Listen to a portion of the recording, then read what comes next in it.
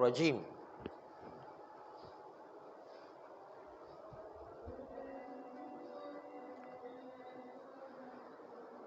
بسم اللہ الرحمن الرحیم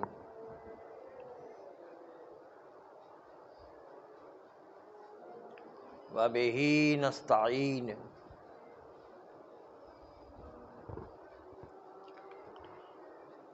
وہو خیر معین۔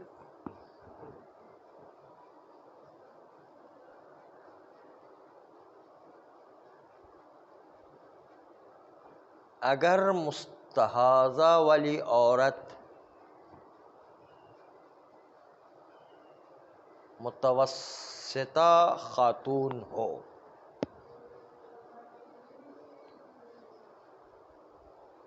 اور متوسطہ کے لیے صبح کا غسل کرنا احتیاط لازم کی بنیاد پر واجب ہے،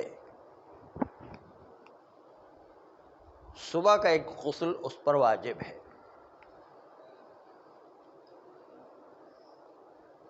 پھر اس کے لیے وضو کرنا بھی واجب ہے، تو اس کی ترتیب یہ ہوگی کہ پہلے متوسطہ والی صبح کے وقت پہلے غسل انجام دے گی احتیاط لازم کی بنیاد پر، اور پھر وضو انجام دے گی۔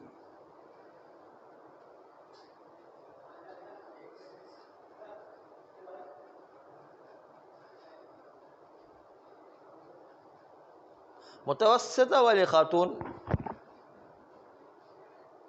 اس کا طریقہ جو ابھی بتایا آپ کے سامنے، کثیرہ والا کا بالکل الٹ ہے۔ السلام علیکم۔ کثیرہ کا سسٹم بالکل اس کا الٹ ہے، وہ یہ کہ کثیرہ والی خاتون پر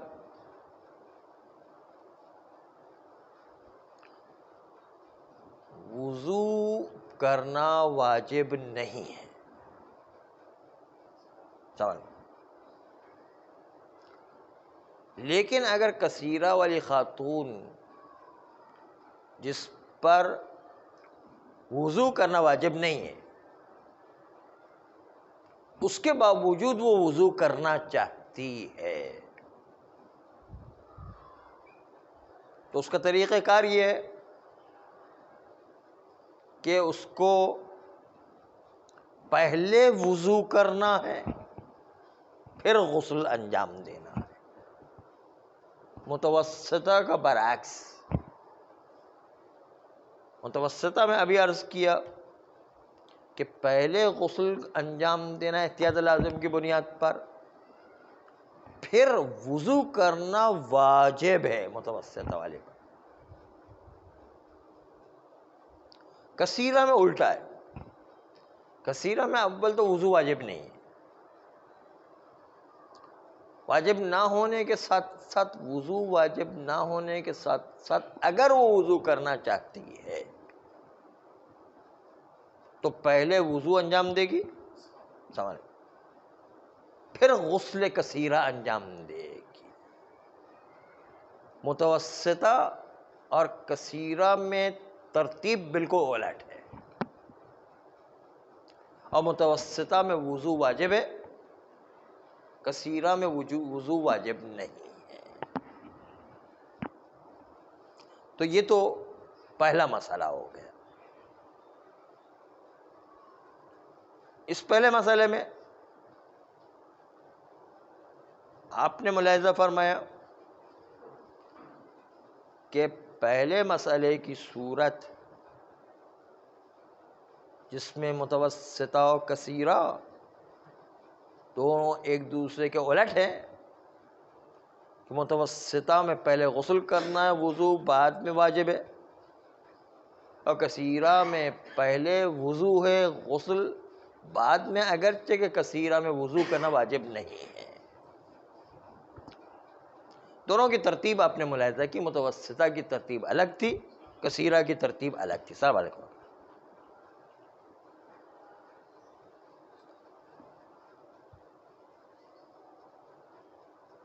اس بنیاد پر اگر متوسطہ والی عورت ہے تو اس پر دونوں چیزیں واجب ہے، غسل بھی واجب ہے احتیاط لازم کی بنیاد پر، اور پھر اس کے بعد وضو کرے گی۔ لیکن کثیرہ والے پر دونوں چیزیں واجب نہیں، کثیرہ والے پر خالی غسل واجب ہے، لیکن اگر وضو کرنا چاہے تو پہلے کثیرہ والی وضو کرے گی اور کثیرہ والی بعد میں غسل انجام دے گی۔ تو ترتیب دونوں کی ایک دوسرے کے بالکل الٹ ہے۔ یعنی یہ تو ہو گیا پہلا مسئلہ۔ دوسرا مسئلہ یہ ہے کہ آپ نے ملاحظہ فرمایا ہوگا کہ کبھی کبھی ایسا ہوتا ہے کہ قلیلہ والی عورت، کہ جس کا خون قلیلہ ہے، قلیلہ والی عورت فجر کی نماز پڑھنے کے بعد اس کا خون متوسطہ میں تبدیل ہو جاتا ہے۔ کبھی خون قلیلہ ہے تبدیل بمتوسطہ ہوتا ہے، کبھی تبدیل بکثیرہ بھی ہو جایا کرتا ہے۔ اس لیے ان دونوں صورتوں میں کیا وظیفہ ہوگا؟ یا کثیرہ ہے تبدیل بمتوسطہ ہو جائے یا متوسطہ تبدیل بقلیلہ ہو جائے تو کیا وظیفہ بنے گا؟ یہ تبدیلی واقع ہوتی رہتی ہے، خون ایک جیسا نہیں آیا کرتا، خون تبدیل ہوتا رہتا ہے۔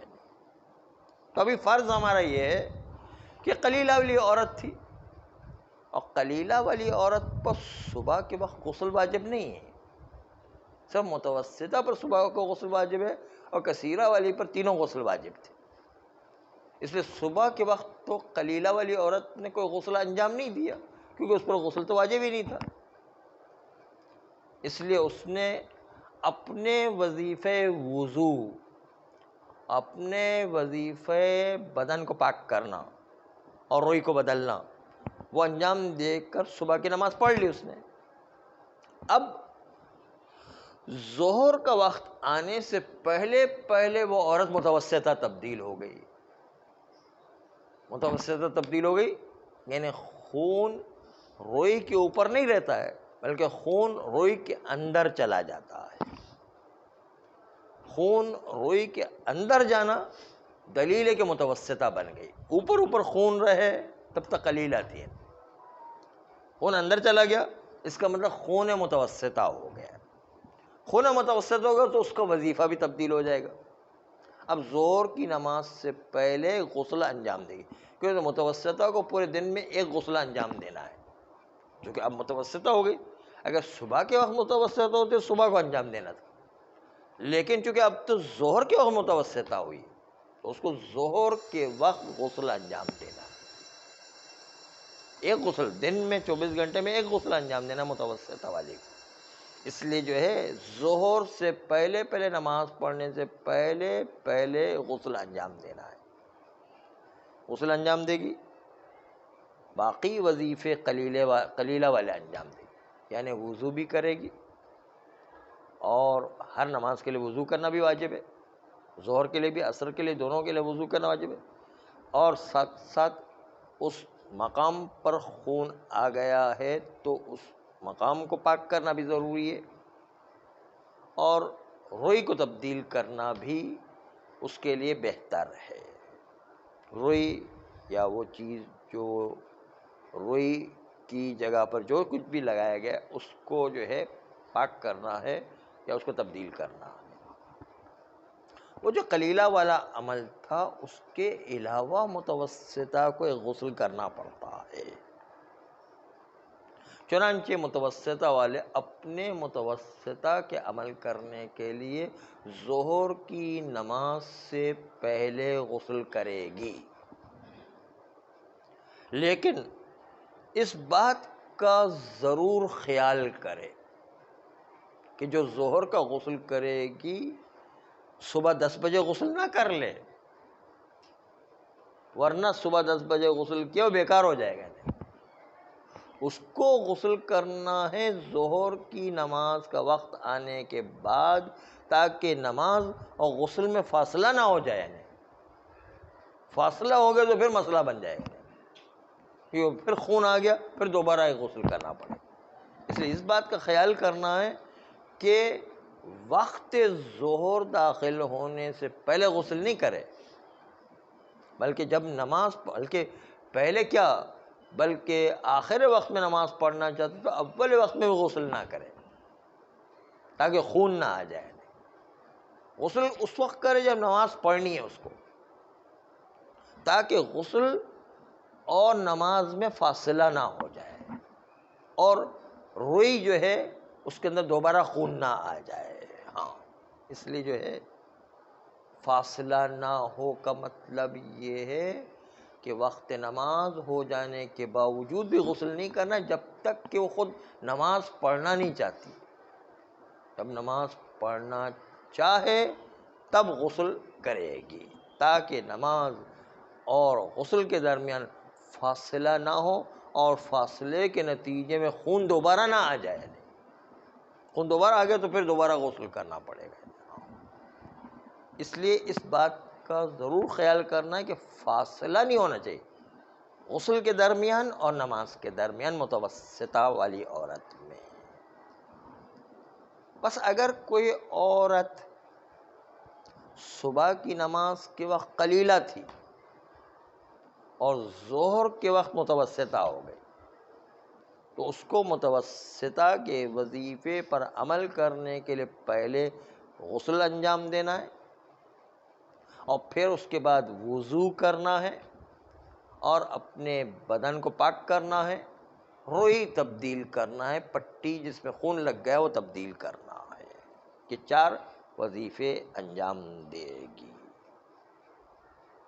اور یہ بھی ہو سکتا ہے کہ قلیلہ والی عورت جو صبح کے وقت قلیلہ تھی، جس کے اوپر ہی روئی میں خون لگتا تھا، قلیلہ تھی، ظہر ہونے سے پہلے وہ کثیرہ بن گئی، تو اب اس کو کثیرہ والے احکام پر عمل کرنا ہے. کثیرہ والے احکام کیا ہے کہ صبح کا وقت تو گزر گیا ہے، اب ظہر کو بھی غسل کرنا ہے، مغرب کو بھی غسل کرنا ہے. اگر فاصلہ نہ ہو تو، ظہر اثر میں فاصلہ نہیں ہو رہا ہے تو 2 غسل کافی ہے. اگر فاصلہ ہو رہا ہے تو فاصلہ ہونے کی صورت میں 4 غسل کرنا پڑیں گے اور 4 غسل کرنا ہے. ورنہ اگر صبح بھی وہ کثیرہ ہوتی تو 5 غسل کرنے تھے اس کو، لیکن صبح کا وقت گزر چکا ہے. اب ظہر کے لیے غسل اگر فاصلہ کے تو عصر کے لیے الگ غسل، مغرب کے لیے الگ غسل، عشاء کے لیے اگر فاصلہ ہے تو عشاء کے لیے الگ غسل، 4 غسل کرے گی. فاصلہ نہیں ہے، اور فاصلہ نہ ہونے کا مطلب بھی آپ کے سامنے کل گزر گیا کہ فاصلہ ہونا کس کو کہتے ہیں.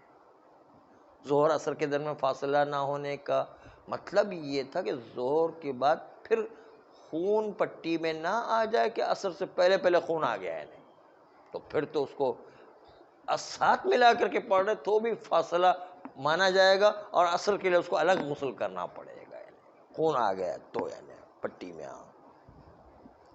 تو اس لیے اگر فجر کی نماز کے بعد قانون یہ ہے کہ اگر متوسطہ والی عورت ہو گئی یا کثیرہ والی عورت ہو گئی تو اپنے وظیفے پر اس کو عمل کرنا ہے. متوسطہ میں 1 غسل اور کثیرہ میں جتنی نمازیں اتنے غسل، اور الگ الگ ہے تو 4 غسل، اگر ساتھ میں ہیں تو 2 غسل اس کو انجام دینا ہوں گے. یہ تو تھا اس وقت. جی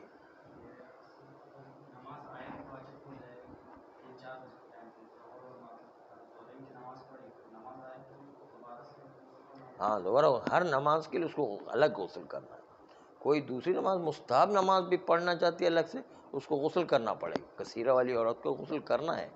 کثیرہ والی عورت کو کوئی بھی نماز پڑھنا چاہے اس کے لیے الگ سے غسل کرنا ہے. مثلا نماز شب پڑھنا چاہتے اس کے لیے الگ غسل کرنا ہے، نماز جو ہے ظہرین کی مستحبات پڑھنا ہے اس کے لیے الگ غسل کرنا ہے، ہر ایک کے لیے الگ الگ غسل کرنا ہے اس کو.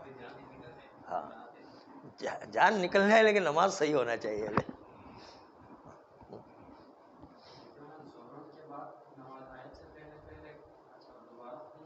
خون نہیں آئے تو صحیح ہے، پھر فاصلہ ہونے کا مطلب خون آ گیا تو جو ہے فاصلہ ہو گیا، اگر خون نہیں آئے تو فاصلہ نہیں مانا جائے گا، پھر جو اسی نماز سے نماز آیت پڑھ سکتی ہے نا. ہاں پانی نہ ہونے کی صورت میں تیمم کفایت کرے گا، غسل سے بھی اور وضو سے بھی، دونوں سے کفایت کرے گا.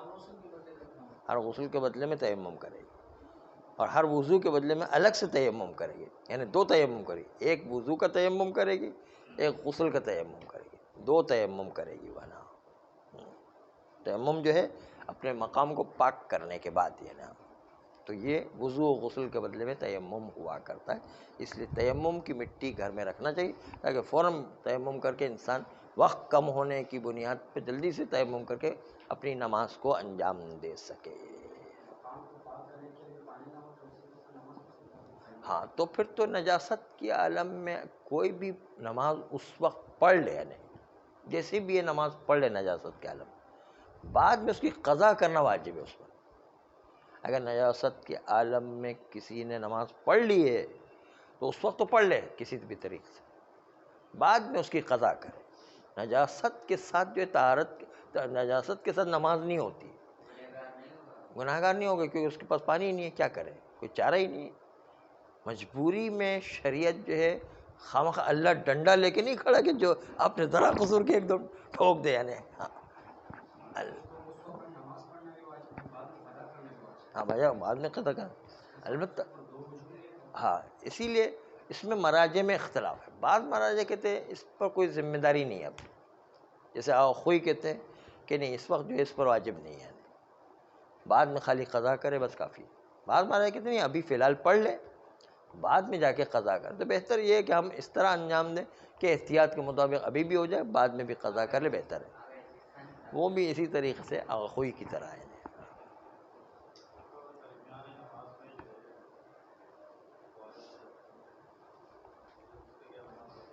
ہاں درمیان نماز میں خون کسی کا آ جائے تو وہ اپنی نماز توڑ دے گی اور اپنے وظیفے پر پہلے عمل کرے گی، وظیفے پر عمل کرنے کے بعد اب نماز شروع کرے گی دوبارہ. وہ نماز اس کی گئی ہے، جو چل رہی تھی وہ نماز گئی ہے اپنے وظیفے. درمیان نماز میں حیض آ جائے مثلا، تو حیض کا مطلب ہے کہ اب تو نماز بالکل معاف ہے، ختم، یعنی اس کے لیے تو بالکل معاف ہے. معاف ہے کا مطلب ابھی بھی حیض والی نماز ابھی بھی معاف ہے، اور اس کی قضا کرنا بھی معاف ہے، قضا بھی نہیں ہے اس کی. نمازوں کی عورتوں کے لیے پیریڈ کے ایام میں جو نمازیں چھوٹ جاتی ہے اس کی نماز قضا بھی نہیں ہے، صرف روزے کی قضا ہے. پیریڈ کے ایام میں روزے واجب ہو جائیں رمضان کے تو رمضان کے روزے کی قضا ہے، لیکن نمازوں کی قضا نہیں ہے. جی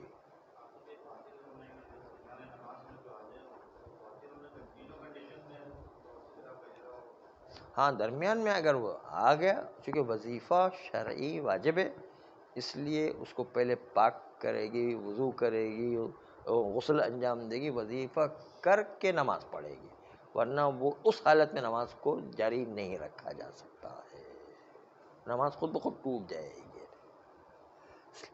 اس لیے درمیان میں خون آ جائے تو اس کو نماز کو توڑ دینا ہے، دوبارہ جو ہے وظیفے پر عمل کر کے نماز کو انجام دینا ہے.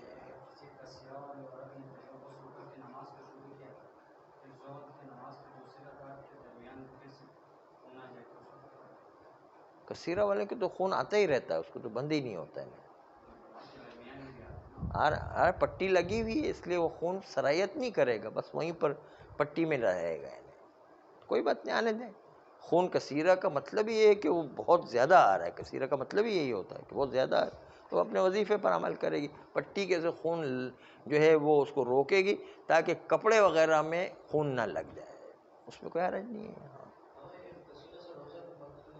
کثیرہ سے روزہ باطل نہیں ہو، حیض سے باطل ہو جائے گا، حیض سے اور نفاس سے اور جنابت سے باطل ہو جائے گا، لیکن کثیرہ قلیلہ متوسطہ سے باطل نہیں ہوتا روزہ ہے. کثیرہ والی عورت کو روزہ رکھنا واجب ہے. جنابت میں وہ روزہ نہیں رکھ سکتا آدمی. اگر جنابت کی حالت میں روزہ رکھے گا تو روزہ باطل ہے. غسل کرنا پڑے گا اس کو. عورت بھی نہیں رکھ سکتی, کوئی نہیں. عورت و مرد و فرق نہیں, جنابت دونوں میں مشترک ہے. لیکن حیض و نفاس یہ دونوں مشترک نہیں, وہ مخصوص عورتوں کے لیے وہ مشترک نہیں ہے. وہ البتہ وہ خنثی مشکلہ ہو تو ایک الگ بات ہے, اس کی بات تو ابھی نہیں کر رہے ہیں. انشاءاللہ یہاں تو ایسا کوئی ہے ہی نہیں ہے.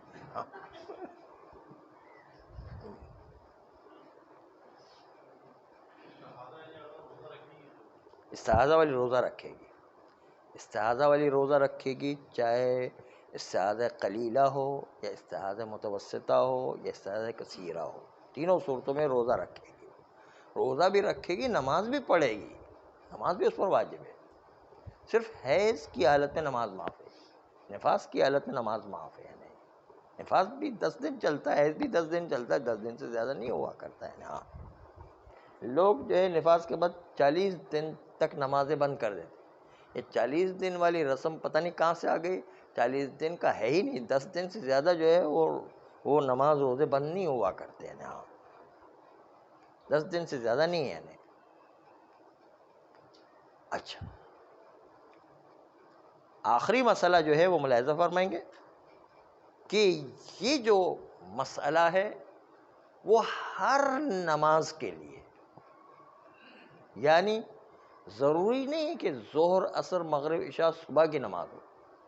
آپ اگر کوئی بھی نماز دوسری بھی پڑھ رہے ہیں, کوئی بھی نماز, مثلا نظر کی نماز پڑھ رہے ہیں, مثلا نماز آیات پڑھ رہے ہیں, مثلا نماز مستحبات پڑھ رہے ہیں, کوئی بھی نماز پڑھ رہے ہیں, تو وظیفہ جو مقرر کیا گیا ہے اس وظیفے کے مطابق عمل کرنا. وظیفہ کیا ہے؟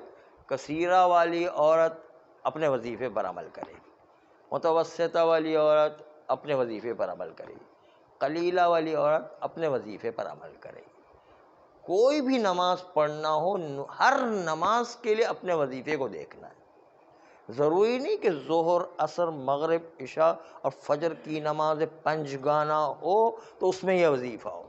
نہیں, کوئی بھی نماز پڑھ رہی ہو, حتیٰ طواف بھی کر رہی ہو تو طواف میں بھی یہی وظیفہ چلے گا.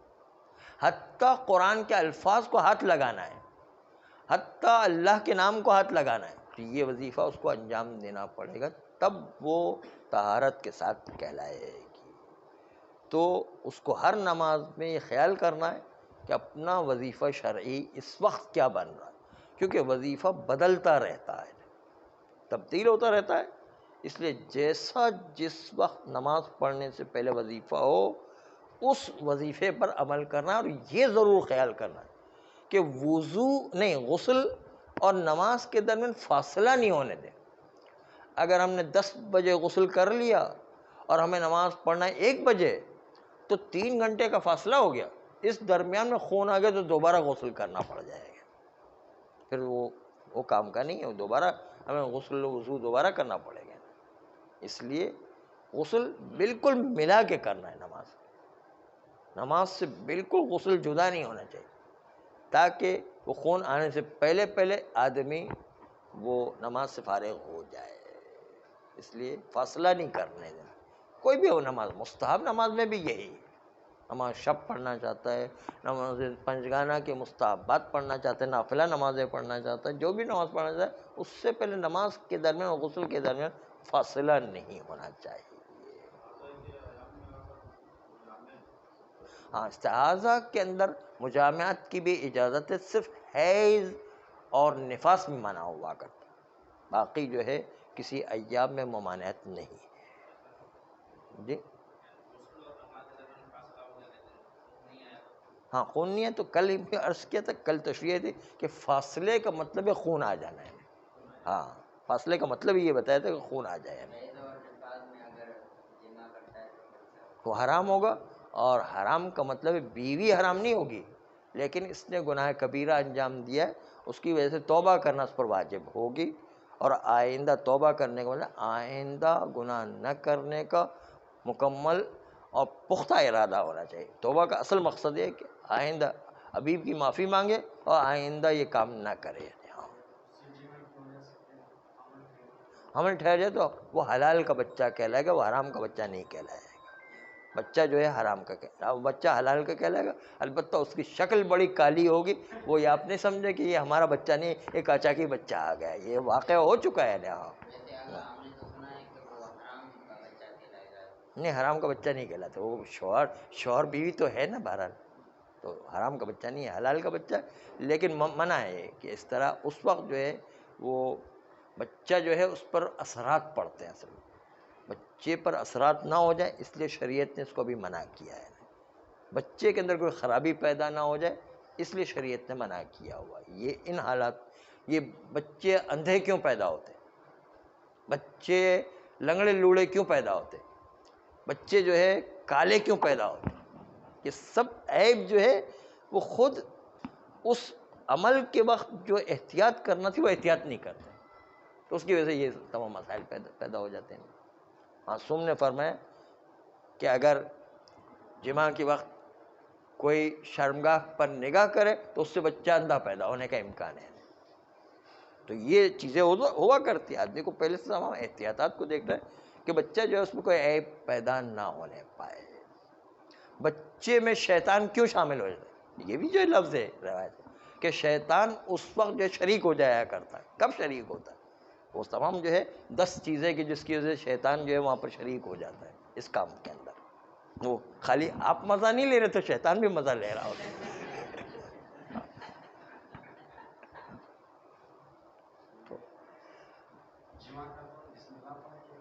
ہاں وہی بسم اللہ کہیں, اعوذ باللہ کہیں, شیطان کو تو پہلے بگائے.